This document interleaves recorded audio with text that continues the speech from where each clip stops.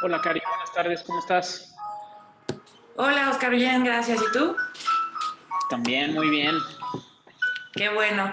Pues les vamos a dar unos 3 minutitos más para que entren los que faltan. Mientras les voy Claro. explicando la dinámica a los participantes. Pues antes que nada, darle mucho las gracias por acompañarnos el día de hoy. Aquí tenemos a Oscar Andrade, quien va a estar exponiéndonos algunos puntos bastante, de mucha utilidad para el tema de los currículums, de cómo presentar mejores candidatos y demás temas de interés para ustedes como partners. Entonces, bueno, vamos a tener primero su presentación y después de eso vamos a abrir un espacio aquí en el chat para preguntas y respuestas para que pues, nos pueda ir orientando en cómo ir eh, mejorando nuestros perfiles a los desarrolladores y cómo ser más atractivos para el cliente. Los dejo Sí. aquí con Oscar, vamos a estar platicando de algunos temas de interés y pues adelante, muchas gracias.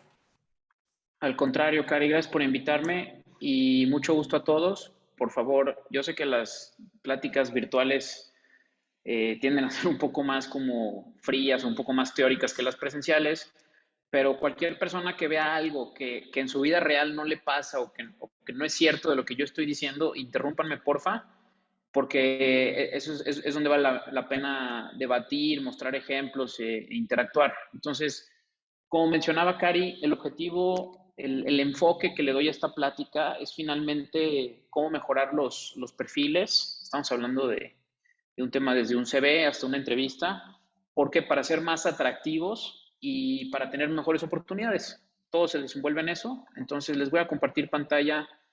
Nada más está deshabilitada la función. ¿Me ayudas, Cari, por favor? Y con eso, ahí va. Con eso empezamos.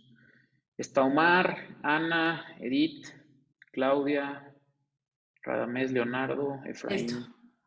Ok, perfecto. Nicolás y Cris. Buenísimo. Empezamos con la presentación.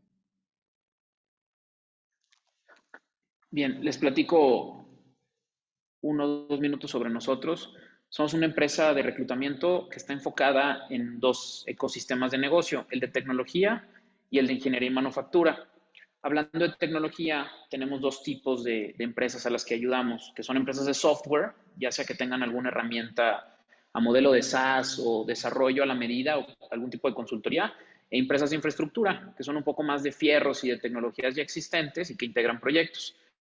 ¿Por qué les platico esto? Porque constantemente estamos escuchando algunas de las problemáticas y los puntos de vista de las personas que reclutan, de las empresas. No nosotros como headhunters, sino los que son nuestros clientes, que normalmente suelen ser los hiring managers. Normalmente pueden ser desde el founder o CTO de la empresa hasta diferentes tipos de líderes, de equipos o de diferentes células de desarrollo que son los que constantemente nos están platicando a qué problemáticas se enfrentan y qué características y cualidades valoran en la gente. ¿Sí? Ahorita estamos en una época, esta es mi opinión, es una época dorada para la gente que le gusta escribir código, porque la demanda de oportunidades de trabajo es por mucho más alta que la oferta. Entonces, cualquier persona que le guste y que se divierta haciendo código y que sea disciplinado, le va a ir muy bien, muy, muy bien. Y eso es con el mínimo esfuerzo, con el máximo esfuerzo es ilimitado, ¿no? El alcance. Bueno, entonces vamos a platicar. El contenido de la sesión son 7 puntos. El punto 6 y el 7 al final se darán cuenta, los junté para hacer menos show.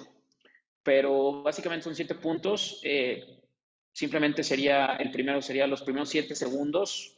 Cuando un reclutador está viendo, se ve haciendo una búsqueda, que ese proceso se le llama sourcing, nos tardamos entre 3 a 7 segundos para saber si descartamos o no descartamos a un candidato. Vamos a platicar sobre los paradigmas que hay en el tipo de rotación y el tipo de empresas. Hay muchos tipos de empresas, así como hay muchos perfiles de industrias, sectores y etcétera. Las empresas se pueden caracterizar por diferentes cosas. ¿Cuántos CVs vemos y cuáles captan nuestra atención?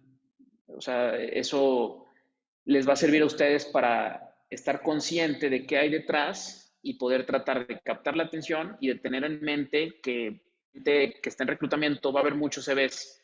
Entonces, no le dejen las cosas a la suerte, hay que ser lo más proactivo que se pueda. ¿Cómo se ve un buen CV? Es una best practice, por así decirlo. ¿Cómo se destaca un programador sobre el resto desde un punto de vista de CV y de perfil tipo de entrevista? No voy a hablar nada del desempeño ya profesional, eso sería para otra sesión. ¿Qué tipo de preguntas hacemos en un primer filtro? Los reclutadores tendemos a hacer dos tipos de entrevistas. La primera es un filtro telefónico de entre 5 a 10 minutos. La gente que es muy hábil la puede hacer en 5 o en 3 minutos y la gente que es menos hábil se tomará 10, 15 minutos. Y posterior a eso viene una entrevista con el reclutador o con el headhunter, ¿no? Y esa entrevista es mucho más profunda. Ahí es donde la persona se va a dar cuenta si el candidato es considerado como apto y potencial para ayudarle a su cliente, que es la empresa. Y eso lo voy a juntar con el del filtro. Va. Voy a empezar con los primeros 7 segundos, los 7 primeros segundos. ¿Qué es lo que vemos? Nosotros lo primero que hacemos cuando tenemos una búsqueda de candidatos para una posición de desarrollo, producto, marketing, etcétera, posiciones de mucha tendencia actual, es que le destinamos alrededor de 2 a 2 horas y media a la primera búsqueda. En esa primera búsqueda, nosotros vamos a analizar la mayor cantidad de CVs que nos sean posibles en ese tiempo. No los contamos porque es data que de momento no sería práctica cuantificarla, pero más adelante les voy a pasar el número. Yo estimo que más o menos vemos entre 200 a 400 CVs en ese espacio de 2 horas. Y esos CVs son los CVs que resultan de hacer una búsqueda por palabras clave. Entonces, es muy rápido el análisis que tenemos que tener sobre cada uno de los CVs. El primer punto es el tipo de empresas.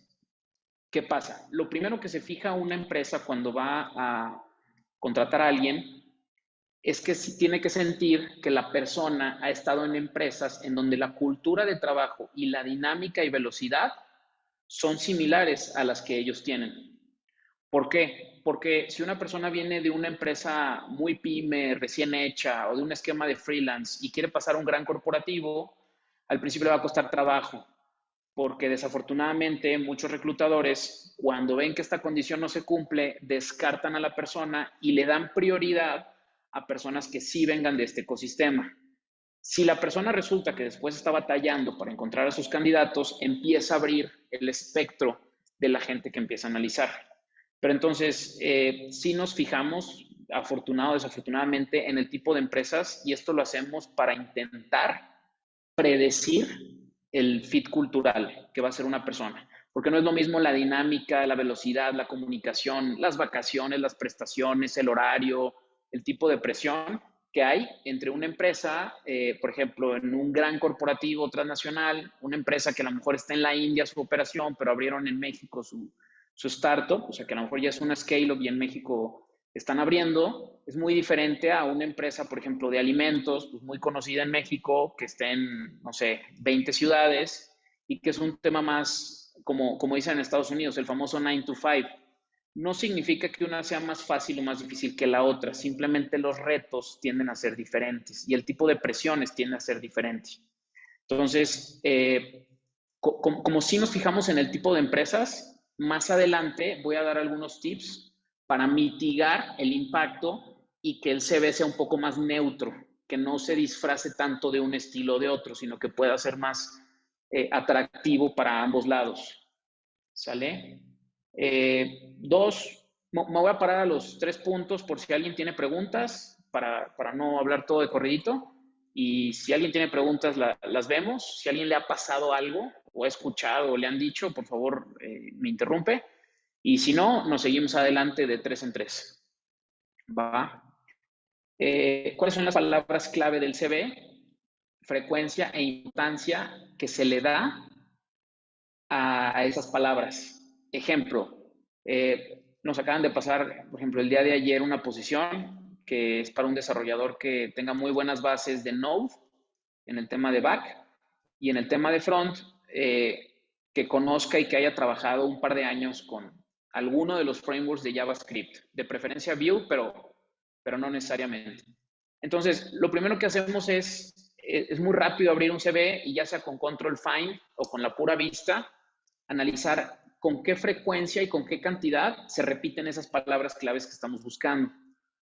Hay ocasiones en las que nos la ponen muy difícil porque especifican las funciones y los logros, pero no especifica con qué tecnología.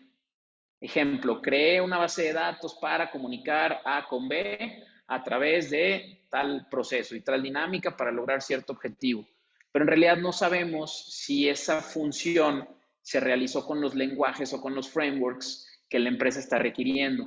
Entonces, yo recomendaría que sea una combinación de las dos. Es tan importante mencionar la tecnología, o sea, el nombre del lenguaje, del framework, de la herramienta, como la función y los objetivos que se lograron. Eso le ayuda muchísimo a cualquier persona que vea un CV, sea reclutador o sea un hiring manager.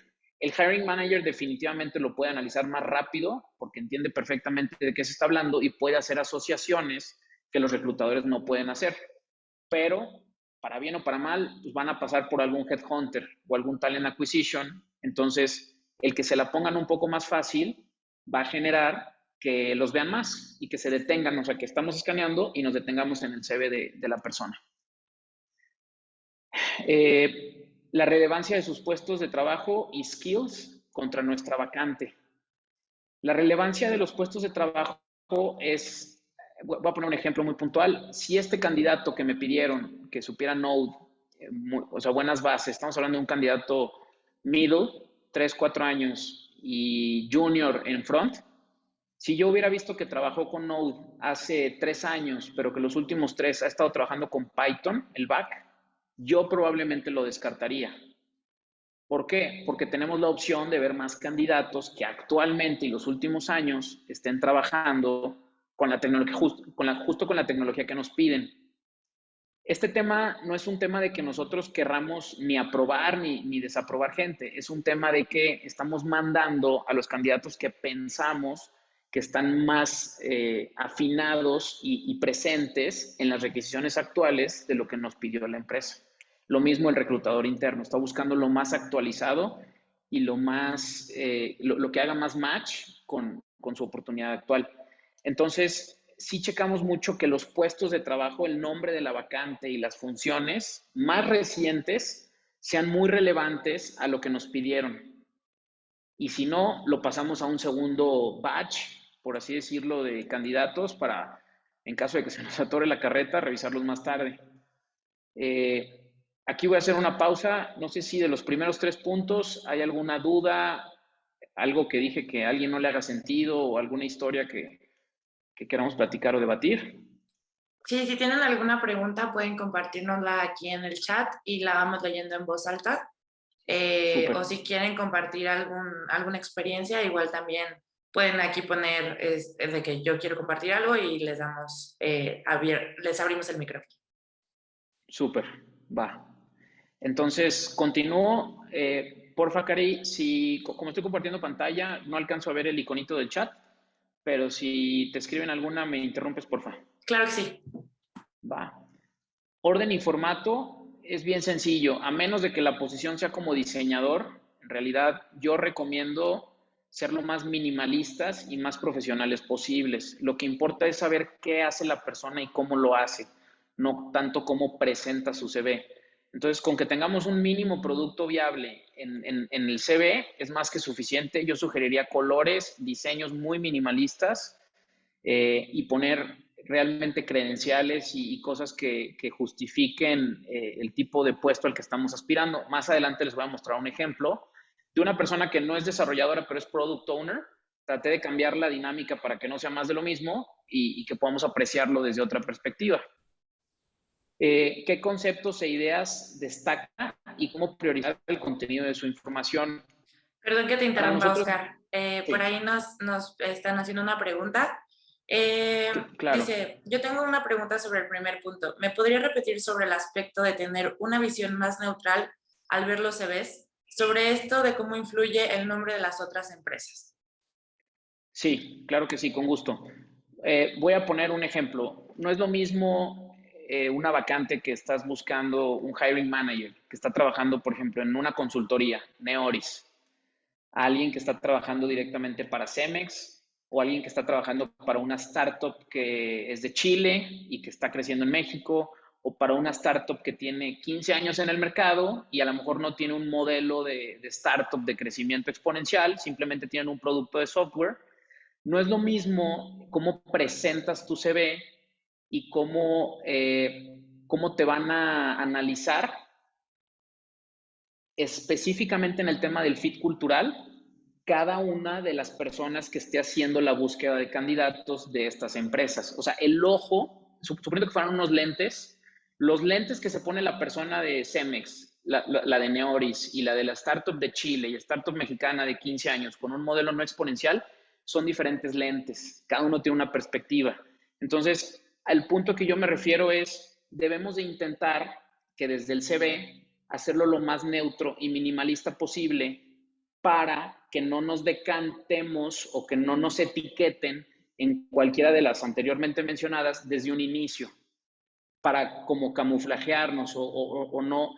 Si la palabra sería decantarnos, para que no se note que vamos específicamente justo a un solo tipo de empresa. No sé si con esto contesto o más o menos. Sí, comentan que excelente, muchas gracias. Va, perfecto. Buenísimo. Esa pregunta está muy interesante, sí. Orden y formato. ¿Qué conceptos e ideas destaca y cómo prioriza el contenido de su información? El punto 5 es para puestos de middle a senior. ¿Qué pasa? Que cuando una persona es junior, normalmente lo que trata es de llenar su CV de cosas para demostrar que tiene experiencia y tiene conocimiento, porque esto es lo que todo el mundo, es el paradigma que tenemos. Cuando una persona es senior, lo que realmente importa es ver cómo prioriza y qué palabras y qué experiencias escoge o selecciona para mostrar. Porque una persona que es senior y que tiene muchos años, muchos logros, pues tiene mucha historia que contar, que la verdad es que no caben en una o dos páginas. Y si lo hacen de más de una o dos páginas, los reclutadores muy exigentes de startups muy destacadas no los van a ver por el volumen. Entonces, es súper importante que traten de escoger y priorizar los conceptos que ustedes creen que son los que aportan más valor o que aportaron más valor a la organización y al momento en el que ustedes quieren estar. Ejemplo, si estamos hablando de dos puestos de trabajo y en uno se involucró más la persona en la creación y desarrollo de APIs y en el otro se enfocó más en el liderazgo del equipo y de que los proyectos salieran en tiempo y forma, es importante que en la redacción y en las palabras clave utilice conceptos que refuercen y que hagan muy obvio que la persona estuvo mucho más enfocada en la parte de las APIs y en la otra experiencia, en la parte de liderazgo de los equipos. Como, por ejemplo, el de liderazgo de los equipos, platicando sobre métricas, platicando sobre una dinámica, platicando sobre tipos de revisiones y avances, o sea, dando alguno que otro ejemplo ayuda mucho.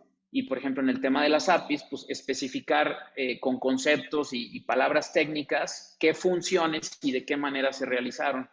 Les recomiendo mucho siempre platicar, además del qué, el cómo. Eso ayuda mucho a la persona que está leyendo a tener un segundo punto.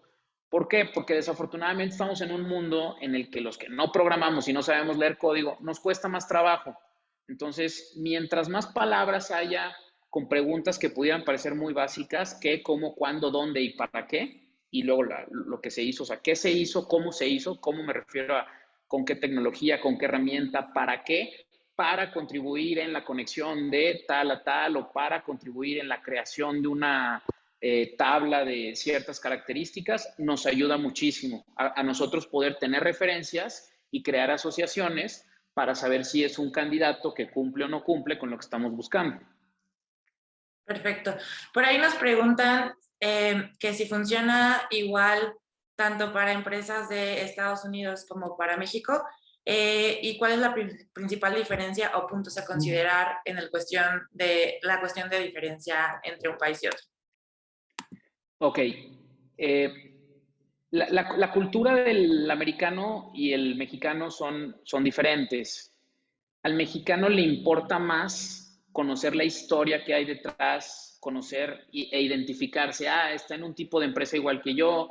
Si trabajó en Cemex, yo conozco al director de tecnología de Cemex y puedo tomar referencias. O sea, en México, para bien o para mal, dependiendo del caso de cada persona, el tema de es un conocido, tengo una referencia, genera mucho valor para la persona que toma las decisiones.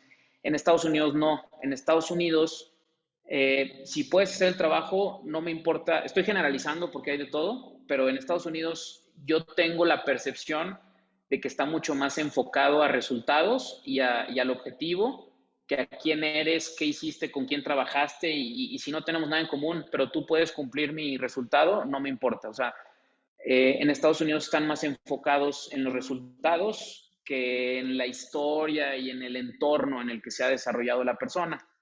Por eso hemos visto que en startups, que son startups y scale-ups, que son modelo de referencia para las empresas mexicanas, en algunas ni CV te piden, en algunas pasas directo a una prueba técnica, en algunas trabajas una semana con ellos y después te dicen, o sea, es un modelo más práctico que el de México, pero hay que ser inteligentes y hay que saber jugar los dos juegos, porque también si de alguna manera tú puedes en el entorno mexicano apalancarte de alguna referencia o algún trabajo, empresa conocida, oye, hice un proyecto que tuvo un impacto en, me voy a inventar, sorteos tech, y le agregas una especificación de sorteo a nivel nacional con más de 25,000 colaboradores mensuales, con tanto impacto, wow, o sea, el reclutador de entrada se va a frenar ahí. Ya otra cosa es qué tan complejo o no complejo haya sido el proyecto, pero utilicemos ambas cosas hacia nuestro favor.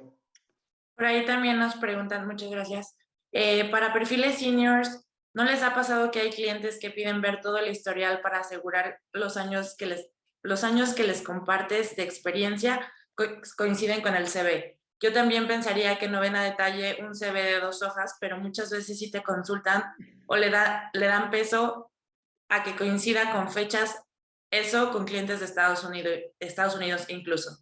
Entonces, piden un CV súper extenso y muchos puntos que sí pueden conocer en entrevistas, quieren leer el documento. Esa pregunta está muy divertida. En mi opinión, no, o sea, no deberían, pero ¿cómo lo puedo responder? En realidad depende 100% de la cultura del hiring manager o del tomador de decisión. O sea, no depende de un tipo de puesto ni de un perfil. O sea, no importa si es para Node, no importa si es para Python, para Elixir, etcétera. Lo que importa es quién es el que se está fijando. Si la cultura profesional del hiring manager es tradicional, por etiquetarla con algún nombre, pues sí los van a revisar. A mí nunca me ha pasado en 6 años que a un desarrollador senior nos pongamos en paralelo a investigar etapa por etapa a saber si sí es cierto o no es cierto.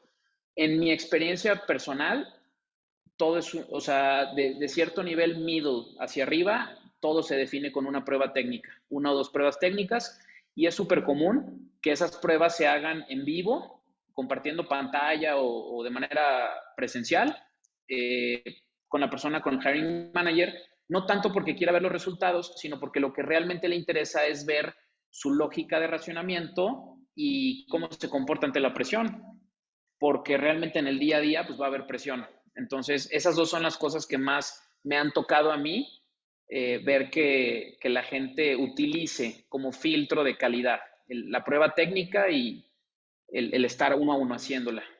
La verdad, se me hace pues como que muy de niños chiquitos el estar verificando todo, pero es una opinión personal, yo no lo haría, ni para mi equipo ni para los de alguien más. Gracias. Bien, y rotación, idioma y especificaciones solicitadas. El tema de la rotación es un tema súper caliente en los últimos años. Yo empecé a reclutar en el 2015 y reclutaba para otra industria, la industria de manufactura. Y es un shock cultural completamente diferente y muy, muy fuerte. En aquel entonces era, buscas una empresa automotriz, un supervisor de calidad y 10 años en el mismo puesto, ciertas certificaciones, asistencia perfecta, o sea, como que mucho más idealizado el tema de la rotación en los últimos años y en una industria súper diferente como es la de software, en la que hay inclusive otros extremos. El otro extremo sería, oye, me he topado con profesionales que por tener 2, 3 trabajos al mismo tiempo bajan el rendimiento y que me dejan colgado. Ese sería el otro extremo. Y en medio pues hay muchos tipos de niveles.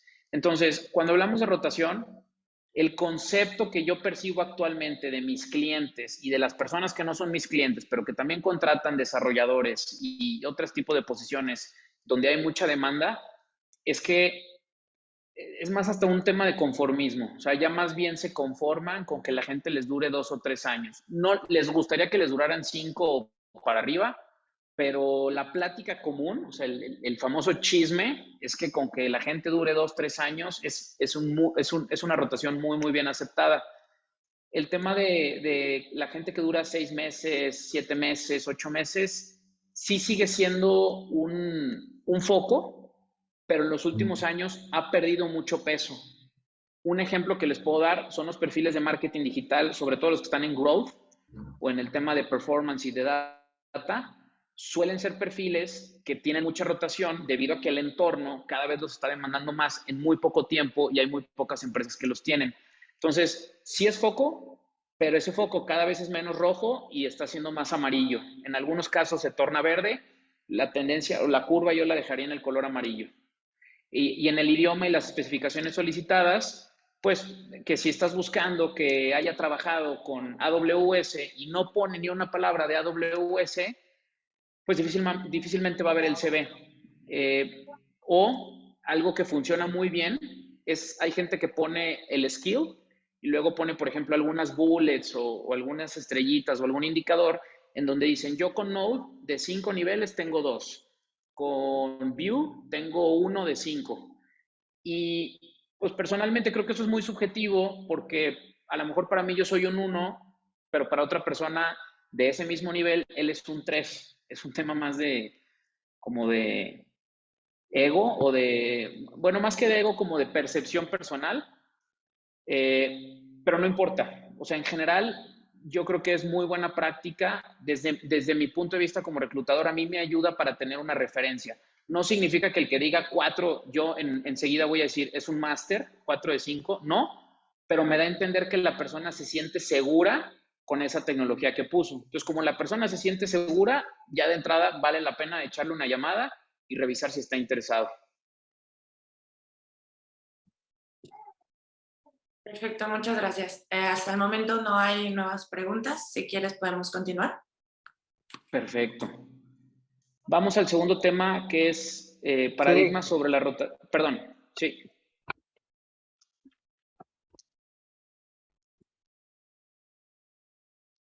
Alguien abrió su micrófono, ¿no? Me parece que sí, pero fue, creo que un error. Sí, si gustas, continuamos. Ok, bien. Vamos a la siguiente slide. Eh, vamos a abrir el tema de paradigmas sobre rotación y tipos de empresas. Lo que les mencionaba, la rotación es muy relativa. Todo en esto, en el mundo profesional, depende de oferta y demanda. Entonces, a mucho mayor oferta, más lujos se están dando las personas que tienen las características. Pero ¿qué pasa? A corto plazo es una práctica que tiene muchas ventajas, pero a largo plazo yo personalmente lo considero con desventajas, sin caer en los extremos. Es decir, una persona que está cambiando de trabajo cada 8 meses puede ser brillante y puede ser que realmente pues cada 8 meses le estén ofreciendo el doble de sueldo, pero a largo plazo, tanto para él como para los empleadores de los próximos, no sé, 2 años, estoy casi seguro que en algún momento le va a tener inconvenientes. ¿Por qué? Porque también no alcanzas a desarrollar las skills al grado que tu potencial realmente te lo permitiría. Entonces, sí es relativa, yo lo dejaría como a un concepto de buenas prácticas y para mí buenas prácticas sería permanecer entre 1 a 3 años en caso de que te estén lloviendo ofertas para que alcances a desarrollar tus skills en ciertos proyectos, a enfrentarte a ciertas situaciones adversas y a tener un CV más atractivo, que la gente no piense que te vas a ir muy rápido. de las empresas. Y lo que les mencionaba, ¿no? Depende mucho del ecosistema en el que estén. Por ejemplo, en grandes corporativos la estabilidad sigue siendo un foco rojo. En despachos, consultorías o empresas más como cambiantes es un foco mucho más verde tirándole amarillo.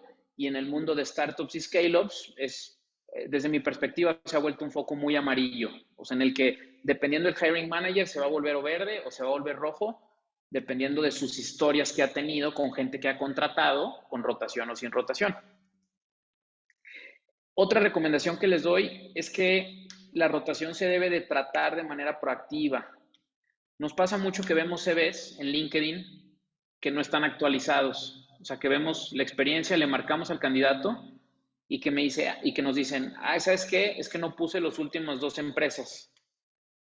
Eso, o sea, de entrada, para bien o para mal, ya genera una incomodidad en el reclutador, porque lo hace, al reclutador eso le genera un esfuerzo extra, le genera el esfuerzo de tener que descifrar si le están diciendo la verdad o no, y eso ya genera un estrés que otros candidatos no van a generar.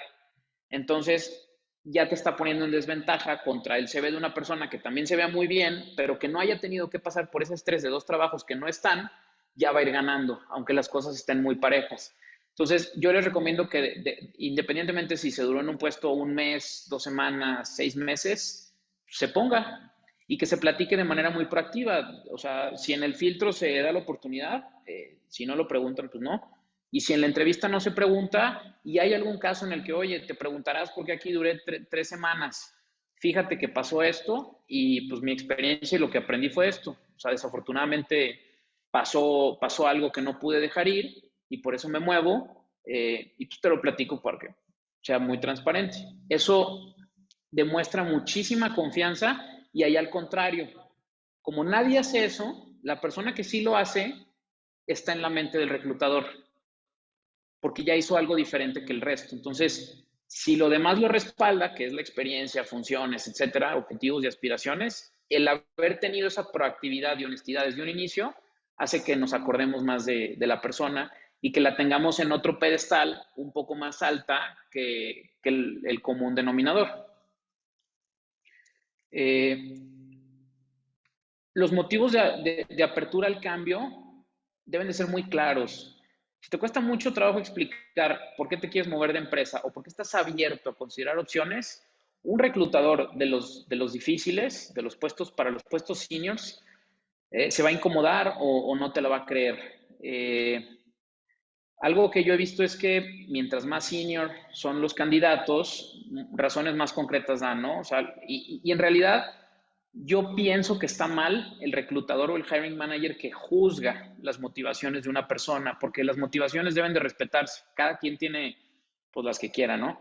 Pero sí, yo sí creo que deben de ser muy, muy específicas y muy claras. Si yo me quiero mover porque hago 40 minutos de tráfico y me choca manejar, allá yo, o sea, la otra persona a lo mejor hace 1 hora porque está en la Ciudad de México y para él yo me estoy quejando, pero a mí no me debería de, o sea, no me debería de importar porque es un motivo muy personal, yo lo tengo que dejar muy claro. A mí me choca esto, o a mí no me gusta esto, a mí me gustaría esto, o a mí me encantaría poder hacer esto y decirlo de manera muy clara. O sea, oye, ¿sabes qué?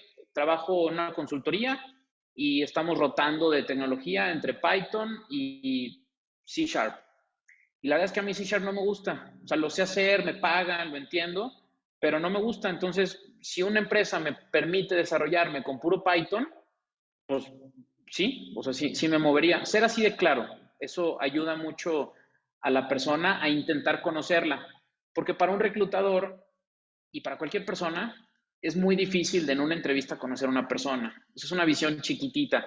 Algo que nos pasa mucho a los headhunters es que nos juzgan mucho por cómo se desempeña una persona posterior al reclutamiento. Y pues es muy difícil, o sea, es algo que no corresponde ni al headhunter, ni al reclutador de la empresa, ni al que lo contrató. ¿Por qué? Porque lo que nosotros podemos analizar en una entrevista es básicamente el comportamiento previo, no el comportamiento futuro. Entonces, mientras más claras sean las cosas en ese comportamiento previo, más sencillo se la van a poner a todo el mundo de echárselos a la bolsa. ¿Va? Eh, una verdad es que el tipo de empresa sí afecta, que es lo que les decía. O sea, si yo he estado 7 años en una consultoría, es muy difícil que una empresa tradicional me reclute. Muy, muy difícil. Si yo he estado 7 años en una empresa startup, es más sencillo que una scale-up me busque. ¿Por qué? Porque ellos entienden que podría haber una motivación muy obvia y muy tangible en mis motivaciones, o viceversa, de la scale-up a la startup para que la persona tenga mayor protagonismo y probablemente mayores ingresos. Entonces, desafortunadamente sí afecta si yo estuve toda la vida en FAMSA como desarrollador y ahora quiero estar en Kavak, me va a costar más trabajo que a la persona que viene, que en su CV demuestra haber estado en puras startups y del ecosistema fintech. Eh, Cari, supongo que no ha habido preguntas, ¿verdad? No, No por el va, momento. súper bien. Y el punto número 5 es respecto a la pregunta que me hicieron anteriormente. O sea, si hay manera de hacer un CV y un pitch más neutro que te permita tener mayores posibilidades de ser visto. Y les puedo platicar el caso de una amiga. Una de mis mejores amigas estaba en marketing en una empresa muy tradicional, muy grande, muy reconocida, casi, no era empresa pública, pero de ese nivel, y ella quería explorar el mundo de tecnología.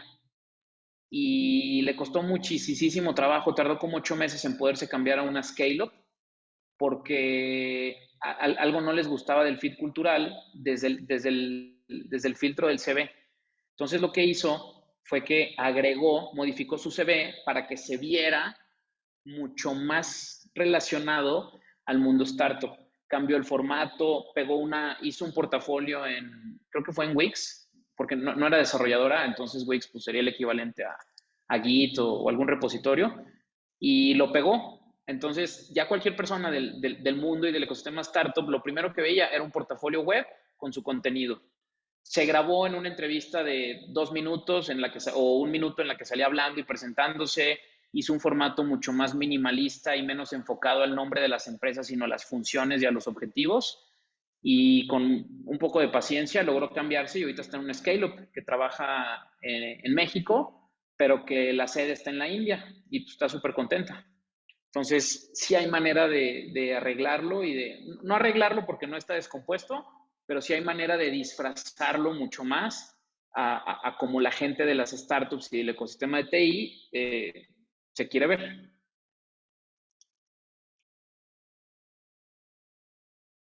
Esto es les quise hacer una comparación muy breve de la empresa con la filosofía tradicional y la empresa con la filosofía startup. Puse la palabra filosofía porque no necesariamente tiene que ser de tecnología. Sí tiende porque son las pioneras en innovar la cultura, metodología y herramientas, pero también hay muchas empresas que no son de tecnología que están adoptando esas prácticas y esos modelos. Entonces, ahí les dejo algunos puntos que personalmente me ha tocado escuchar, qué es lo que priorizan. Ahí viene lo que les mencionaba de que 2 a 3 años ya es ganancia, qué ha hecho en los últimos años, qué proyectos tiene públicos. A la gente con filosofía startup le gusta mucho que todo sea transparente, o sea, que mi contenido está en la nube, está en cierto repositorio, tengo una conferencia, tengo una página web personal, o sea, la gente quiere ver hechos más que escuchar el speech tradicional en este tipo de empresas. En las empresas tradicionales hay más como un manual del deber ser. Debe de venir de cierta institución, tener cierto nivel académico. Se vuelve más un checklist de habilidades y de objetivos que de cosas prácticas. Ok, por aquí nos preguntan, para hacer un poco de énfasis en lo anterior, para tener un reclutamiento efectivo, al postularlo con el cliente, ¿es vital el tener una descripción de nuestro cliente, así como los requerimientos técnicos? Sí, algo que están haciendo las startups que tienen pegue, por así decirle la palabra, o sea, que la gente quiere trabajar ahí, es que ahora se enfocan más en vender su producto y su misión que en hablar del puesto. porque no sé si recuerden previamente, todas las descripciones de puesto era, se solicita tal, indispensable y 18 características de 20 años de experiencia en todo. Y actualmente no. Actualmente las posiciones, mientras más especializadas, pues más escasez hay. Entonces las empresas lo que tratan es de venderse. Y sí se está utilizando mucho el que desde la postulación de la vacante, ustedes empiecen a fijar y van a poner por qué trabajar con nosotros, qué aprenderías de nosotros, en qué podrías contribuir, cómo sería tu desarrollo. Mientras más filosofía startup tenga la empresa, más se va a vender a ella su misión, visión y producto y va a reducir un poco la descripción de puestos. ¿Va? Muchas gracias. De nada. Y cursos y certificaciones, si se fijan, ahí hay dos conceptos que se repiten, cursos y certificaciones y empresas que se parezcan a ellos. O sea, así como las empresas tradicionales quieren gente que venga de empresas tradicionales, las startups también quieren gente que venga de startups. Eso debe de ser un punto, supongo, más como de pertenencia, de sentir que tienes cosas en común con la persona sin haberla conocido. Ya definitivamente conociéndola será otra historia. So tell me, what's going on? How's everything in the office? Yeah, it's good. I mean, honestly, we're short-staffed, and I don't think we'll meet the product deadline. Why not try Symbiosis? Look, it's actually pretty simple. If you need extra hands for your project, why not try hiring remote talent in your own time zone instead? These are only a few of my many options of well-trained developers from all over Latin America, available to assist on your projects based on the technical profile you require. Take Carlos, for example. Hi, I'm Carlos. Although I'm based in Mexico, the simple four-step process of Symbiosis has made it really easy to find my local software agency. I have been interviewed and assigned full-time to this project. We recently brought him on board for a very specific 6-month project, where we required a senior-level Python developer. All I had to do was fill out the form, specify the technical profile and the monthly budget, and then multiple software agencies from the Symbiosis platform sent us candidates in less than 24 hours for us to compare and evaluate. They all met the requirements and were within budget, so we interviewed some of them and chose Carlos. All of this in 3 days. Hold on, so these are freelancers then? No. They're agency developers. There's a big difference. They're already hired and vetted by these software agencies, which are part of the Symbiosis platform. These agencies provide them with office space, equipment, constantly supervised and supported by their managers and fellow developers. Don't get me wrong, freelancers are good, but they are never exclusive to your single project, and there's always a risk they might just stop responding in a critical moment. These agency developers from Symbiosis are assigned to you full-time and in direct communication with your team, and believe me, they never disappoint. Never? Never. Never? Never. Look, there's no alternative for me.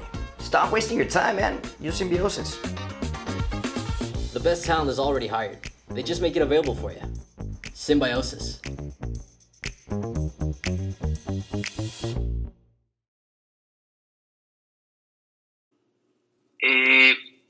También es muy importante que mencionen tecnologías y que mencionen qué logros o qué resultados, qué entregables se realizaron con dichas tecnologías.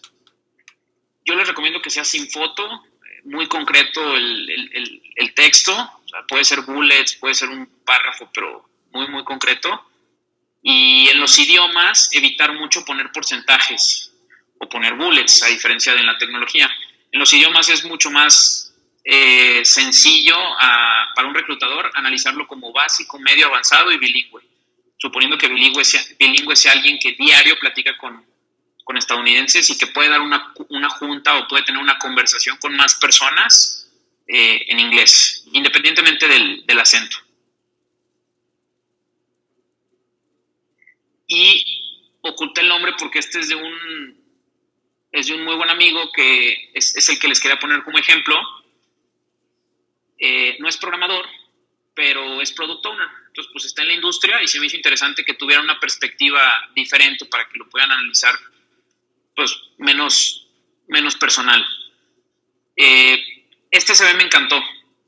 Le corté una parte de abajo para que no ocupara una hoja y media, es lo que ocupaba. Pero si se fijan, de entrada es un formato blanco, muy sencillo. Viene arriba su nombre y su perfil de LinkedIn. como él no desarrolla, pues ahí sería el equivalente a tener GitHub o el repositorio.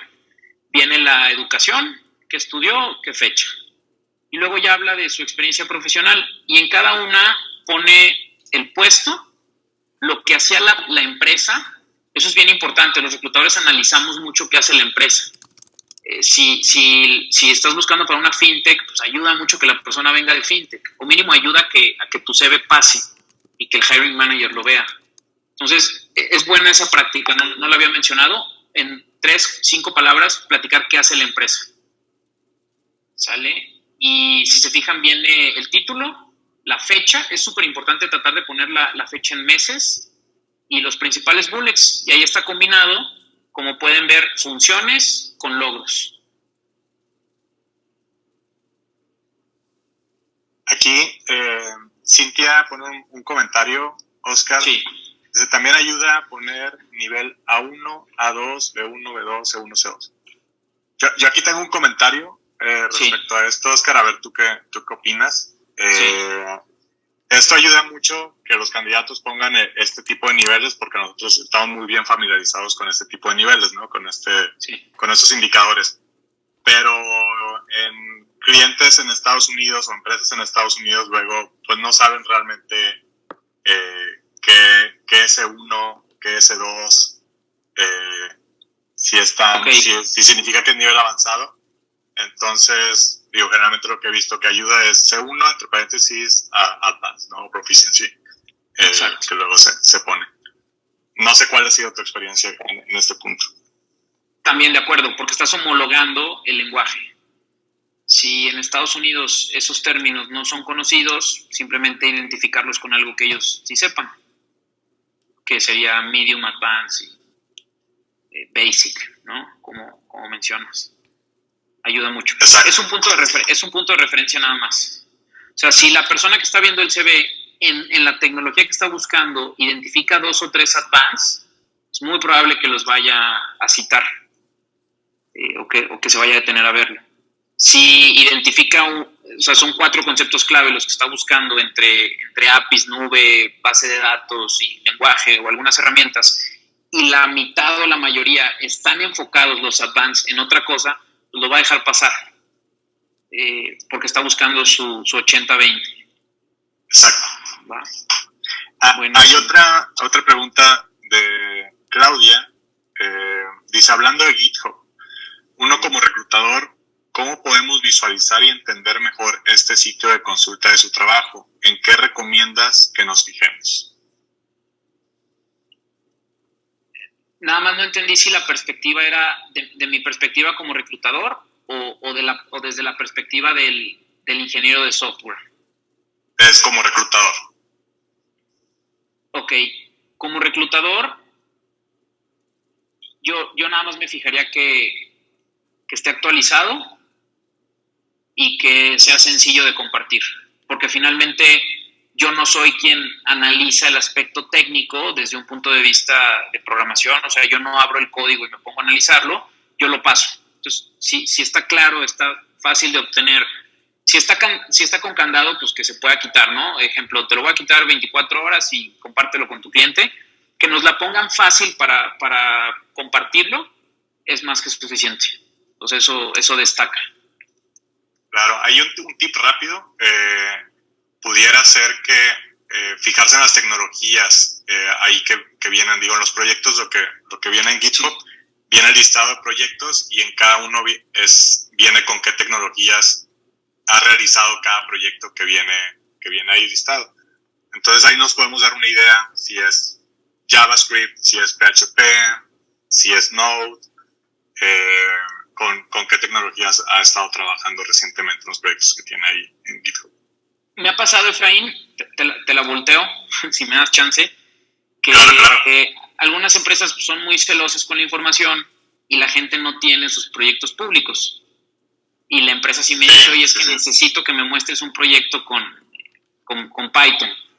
Pero la persona justo donde está trabajando no la dejan subir cosas con Python. Yo ahí prefiero, pero eso a lo mejor es mi estilo como reclutador, yo prefiero confrontar a la empresa o persuadirla a que no lo vea.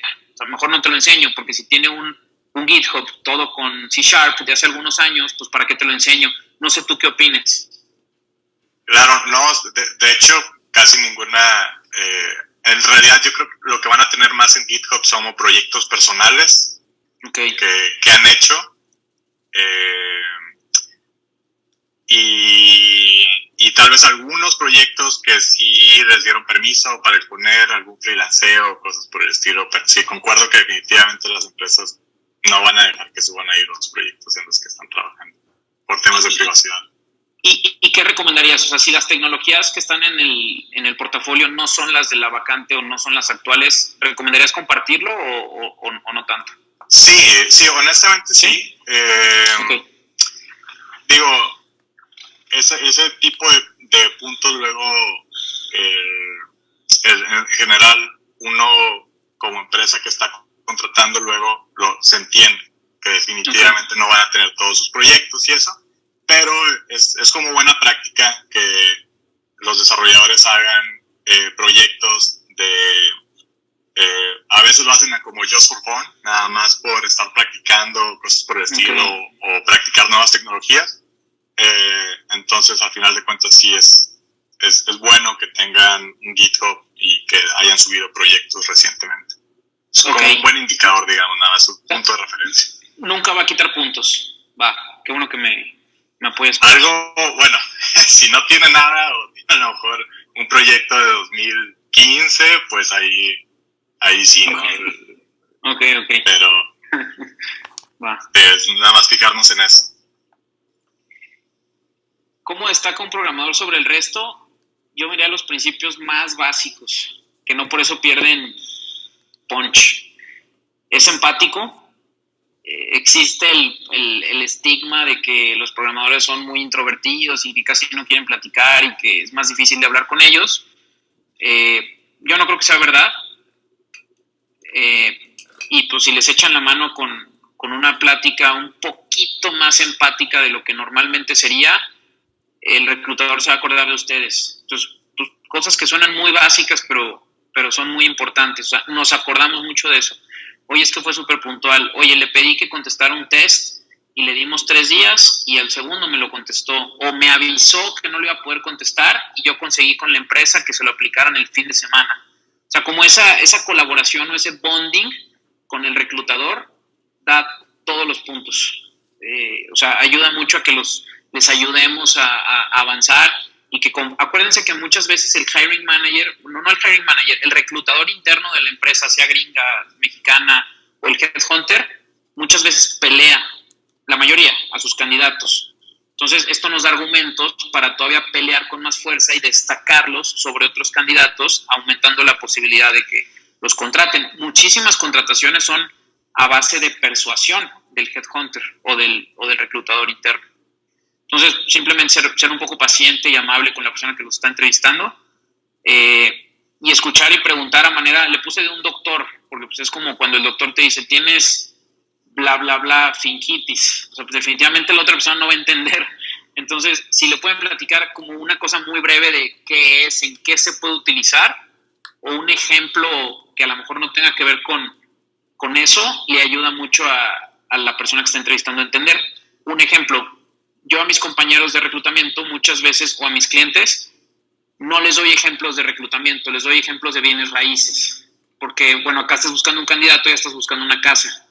Pero cuando les hablas de otro sector que es muy conocido y que no están con tanta ceguera de taller, los ejemplos tienden a ser más sencillos de entender y mucho más digeribles.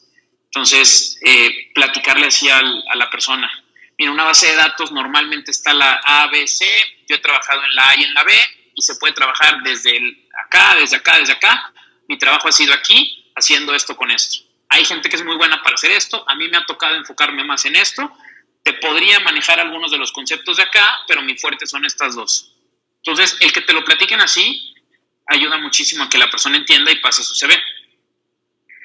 Y pues esos son todos los conceptos que normalmente los reclutadores tenemos claros, que son los conceptos superficiales. Las bases de datos, los frameworks, las APIs, las herramientas, los repositorios. O sea, nos quedamos en un nivel muy superficial, ¿no? Y teniendo ese claro, se puede trabajar también lo demás.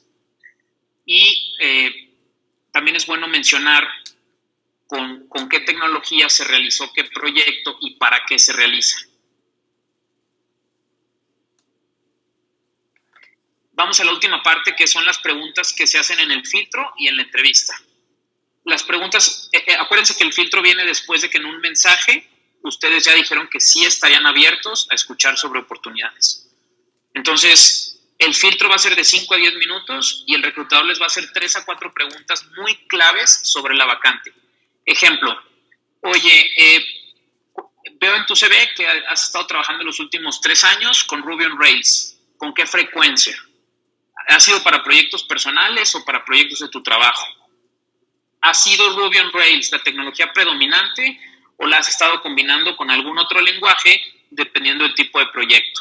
O sea, esos son algunos ejemplos a lo mejor muy básicos, pero de cuáles son las 3 o 4 preguntas claves que hacemos para saber si cumplen con ese 80-20 y estamos hablando de lo mismo. Y las otras son preguntas más como del entorno. ¿A quién reportas? ¿Has tenido gente a tu cargo? ¿Cuál ha sido tu dinámica de trabajo con tus jefes? ¿Cada cuánto tienen sus juntas de revisión? ¿En qué parte de la interpretación de los proyectos tú colaboras? ¿Cuáles son tus entregables? O sea, como cosas muy, muy básicas, pero muy concretas que nos van a saber si nos conviene avanzar y si vamos por el buen camino. Y el tema personal. Oye, pues platícame, o sea, ¿por qué ahorita estarías abierto a moverte? ¿Qué te hace falta? O a lo mejor no te falta nada, pero a lo mejor se podría mejorar algo. O sea, ¿cuál es tu postura para escuchar? Porque, siendo sinceros, pues quiero suponer que les habla gente diario o mínimo 2 veces a la semana. Entonces, pues hay una lista de gente con la mano levantada para poder optar al talento. Entonces, pues es súper interesante preguntar, pues, ¿por qué? O sea, ¿por qué ahorita sí? ¿Por qué antes no? ¿Tú has visto algo? ¿Tú estás aplicando?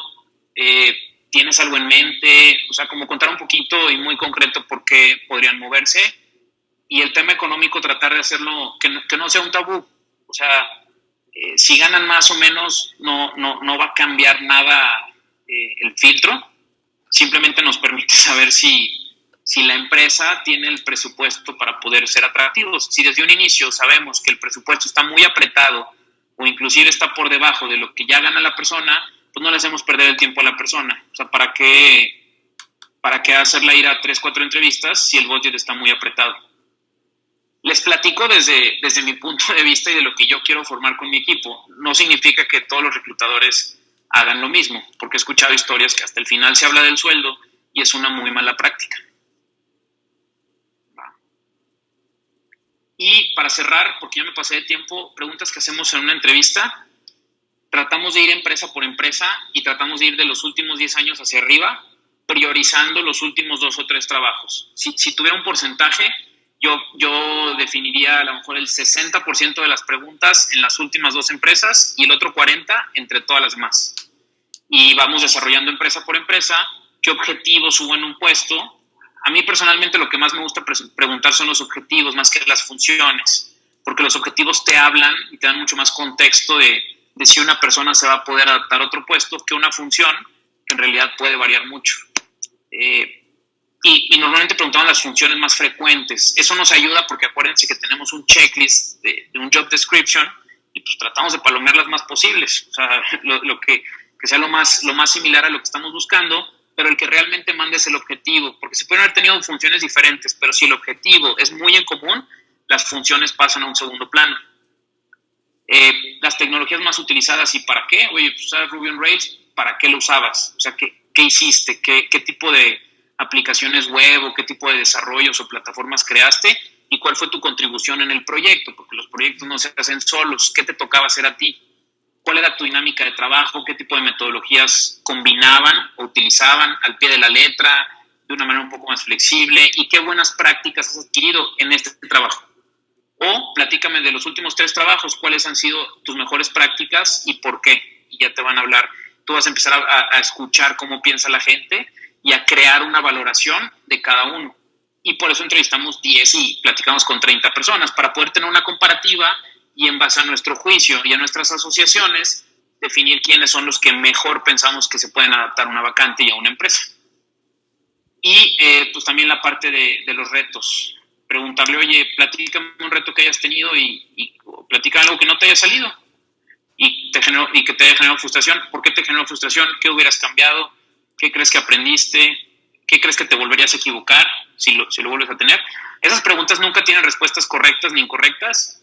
Es más para tratar de comparar diferentes tipos de escenarios y tú crear una percepción de quién puede ser más adaptable a los diferentes retos, porque pues la adaptabilidad es una característica muy, muy importante actualmente y esa no tiene nada que ver con el nivel de seniority. Pues eso es desde junior desde practicante. Y hablar también nuevamente en la entrevista, repetimos el tema económico. ¿Por qué? Porque la llamada por teléfono, pues no es como que te levantes un miércoles a las 8 de la mañana y digas, hoy me van a preguntar cuánto quiero ganar. Entonces, es algo muy superficial lo que dices. Y ya en la entrevista, que ya tienes un espacio para nada más platicar de eso, lo volvemos a reformular. Oye, suponiendo que encontramos una empresa que te permita desarrollarte profesionalmente, ¿cuánto te gustaría ganar? ¿O cuál sería un sueldo justo, atractivo, súper atractivo para ti, para tener una expectativa? Así cerramos con la parte económica y los candidatos que aprobaron o que tuvieron una respuesta muy positiva a los objetivos, al tema cultural de adaptabilidad y a la aspiración económica son los que compartimos. Yo digo, abro el espacio para ver si a alguien le gustaría hacer preguntas sobre por aquí los temas planteados. Bueno, tenemos una. Va. Claudia.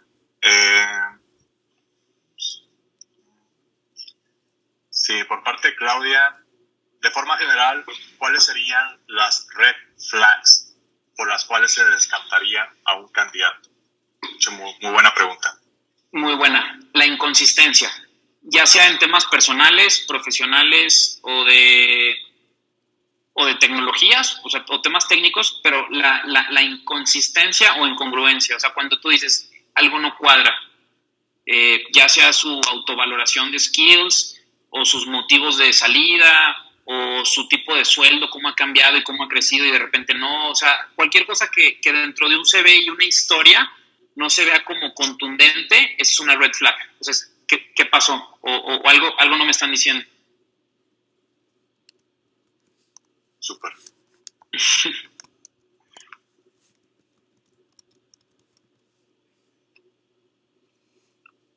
Acá están los temas por si. Sí, esperamos a ver alguna otra pregunta. Aprovechando aquí, Oscar, ¿alguna pesadilla por ahí que te haya pasado, mal incidente también? Sí, para nosotros las pesadillas es cuando... Para nosotros la pesadilla es cuando no nos contestan, es lo que se siente más feo. Cuando una persona ya te aceptó inclusive una propuesta y ya va a entrar y no contesta el WhatsApp o el teléfono. O sea, yo creo que preferiríamos 70,000 veces que nos mienten la madre por WhatsApp, aunque me fui al extremo, obviamente se puede decir simplemente que no, a que no nos contesten. O sea, esa es la frustración más grande, el no tener una respuesta de sí, no, ya. Claro. No, sí. Esa es una. Y la otra es que es casi pura comunicación. O sea, nos pasa mucho cuando mandamos pruebas que la gente no las contesta o nos dice que las va a contestar en cierto tiempo y no las contesta. Y nosotros entendemos que la gente está ocupada. Nadie tiene 10 horas para contestar una prueba porque todo el mundo estamos trabajando. Pero la comunicación. Oye, Oscar, esta semana no voy a poder. No sé si me den chance de la que sigue. Si no, pues muchas gracias. O sí voy a poder. Espérame, por favor, 2 horas y ya queda. Sí, que luego está esta parte que también un poco cultural, que no decimos que no. Sí. No sabemos decir que no, entonces sí. quedamos mal con las pruebas. Si por algo surge otra oportunidad, pues no contestamos. Sí, es más fácil no contestar. Creo que ya no hay por aquí preguntas, Oscar. Con esto creo que podríamos dar pie al cierre de la presentación. No sé si gustes compartirnos por ahí tu correo, no sé, ahí para que nuestra comunidad pueda contactarte en caso también de requerir tus servicios. Buenísimo.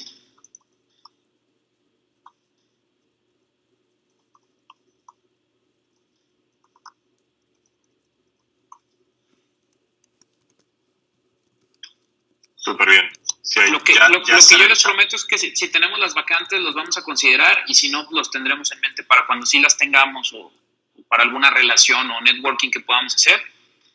Y pues básicamente es eso, o sea, le ayudamos a muchas startups, desde 10 empleados que van iniciando y van fondeando su empresa, hasta empresas que ya pasaron por alguna aceleradora y ya tienen 100, 150 personas. Súper bien. Perfecto. Oscar, pues creo que con esto podemos dar cierre. Muchísimas gracias por la presentación. Creo que definitivamente fue algo muy valioso. Todos los puntos que expusiste y seguramente fue muy valioso también para toda nuestra comunidad. Así que, bueno, con esto cerramos. Al contrario, muchas gracias por darme el espacio y escucharme. Excelente. Muchas gracias a todos por asistir y nuevamente, Oscar, muchas gracias. Al contrario, bye. Muchas gracias.